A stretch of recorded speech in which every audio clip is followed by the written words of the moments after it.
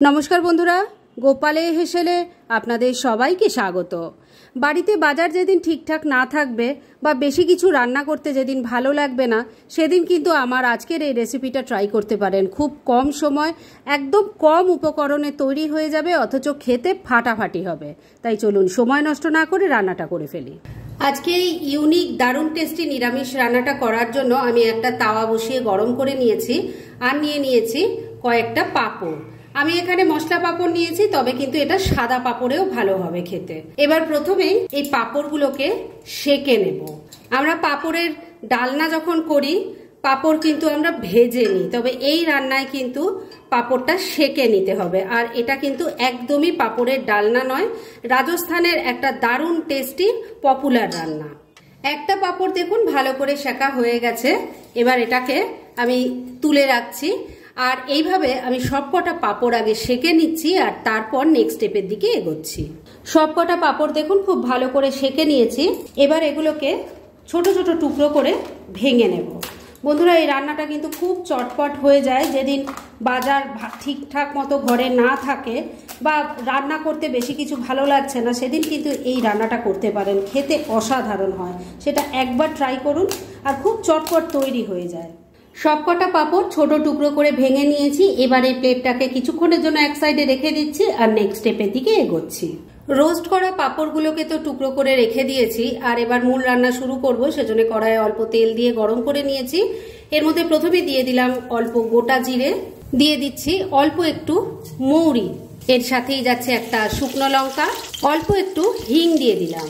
এবার ফোড়নটাকে কয়েক সেকেন্ড একটু ভাজা ভাজা করে নিচ্ছি। ফোড়নটা ভাজা ভাজা হয়ে গেছে। এবার এর মধ্যে দিয়ে দিলাম গ্রেট করা আদা, চপ করা কাঁচা লঙ্কাও দিয়ে দিলাম। এবার সবকিছু মিশিয়ে একটু ভাজা ভাজা করে নিচ্ছি।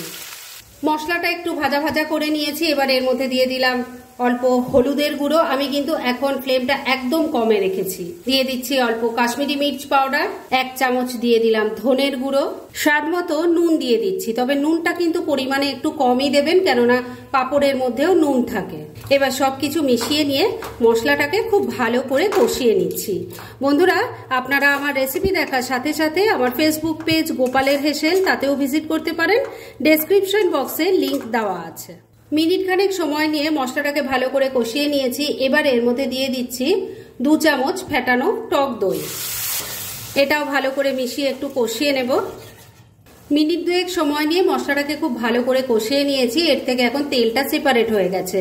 এবার এর মধ্যে দিয়ে দিচ্ছি অল্প গরম মশলার গুঁড়ো, দিয়ে দিচ্ছি অল্প একটু কাসুরি মেথি। এটাকেও আবারও একবার মিশিয়ে আবারও একবার খুব ভালো করে কষিয়ে নেব। এভাবে যত কষিয়ে কষিয়ে রান্নাটা করবেন, এর টেস্ট কিন্তু অসাধারণ হবে। গরম মশলার গুঁড়ো আর কাসুরি মেথিটা দিয়ে আবারও একবার ভালো করে মিশিয়ে কষিয়ে নিলাম। আবারও দেখুন তেলটা কিন্তু সেপারেট হয়ে গেছে, মানে মশলাটা খুব ভালো করে কষানো হয়ে গেছে। এবার গ্রেভির জন্য জল দিয়ে দিচ্ছি। এই রান্নাটা কিন্তু মাখা মাখাই একটা গ্রেভি হয়, তাই সেই বুঝে জল দেবেন। দইয়ের বাটিটার মধ্যে 1 বাটি জল নিয়ে দিয়ে দিলাম। এবার সবকিছু ভালো করে মিশিয়ে নিচ্ছি। সবকিছু খুব ভালো করে মেশানো হয়ে গেছে। এবার ফ্লেমটাকে লো আর মিডিয়ামের মাঝামাঝি রেখে ঢাকা দিয়ে 2-3 মিনিট রান্না করে নিচ্ছি। মিনিট 3 রান্নাটা করে নিয়েছি। এবার ঢাকা তুললাম। ঢাকাটা তোলার সঙ্গে সঙ্গে ভীষণ সুন্দর একটা গন্ধ বেরিয়ে এলো। আপনারা যখন এই রান্নাটা ট্রাই করবেন, আপনারাও তখন এটা ফিল করতে পারবেন। এবার রোস্ট করে রাখা পাঁপড়গুলো দিয়ে দিলাম। গ্রেভির সাথে ভালো করে মিশিয়ে নিচ্ছি। এই রান্নাটা বন্ধুরা আবারও বলছি, এতটাই টেস্টি হয় যে সবাই আঙুল চেটে খাবে। একবার ট্রাই করে দেখুন। ভাত রুটি দুটোর সাথেই খেতে ভালো লাগবে। এর সাথেই দিয়ে দিচ্ছি একটু ফ্রেশ ধনেপাতা কুচি, মিশিয়ে নিচ্ছি।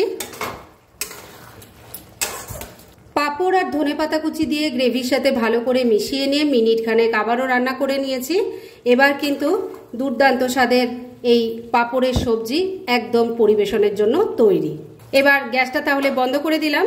আর এবার কিন্তু এটা ঢেকে রাখার কোনো দরকার নেই, কেননা ঢেকে রাখলে যতটুকু গ্রেভি আছে পুরোটাই শুকিয়ে যাবে। আর দ্বিতীয় কথা হলো, পাঁপড়গুলো একদম বেশি পরিমাণে নরম হয়ে যাবে, যেটা খেতে আর ভালো লাগবে না। তাই ডাইরেক্ট সার্ভ করে আপনাদের দেখাচ্ছি।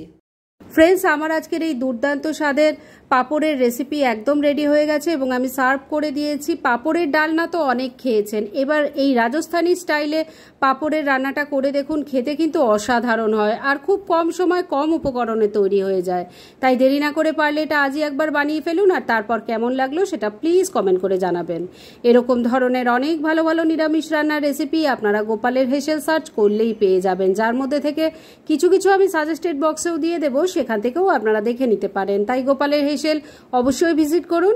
আর আপনারা কেমন ধরনের রেসিপি চাইছেন সেটাও কিন্তু আমাকে জানাতে পারেন, আমি চেষ্টা করব সেই সব রেসিপিগুলো আপনাদের সাথে শেয়ার করার। আর আমার আজকের এই রেসিপি যদি আপনাদের ভালো লাগে আর ইউজফুল বলে মনে হয়, তাহলে যারা এখনও আমার চ্যানেলটাকে সাবস্ক্রাইব করেননি তারা প্লিজ প্লিজ সাবস্ক্রাইব করুন। তাহলে আজকের মতো এখানেই শেষ করছি, পরদিন আবার এরকমই কোনো ভালো রেসিপি নিয়ে চলে আসবো। আপনারা সবাই খুব ভালো থাকুন, সুস্থ থাকুন।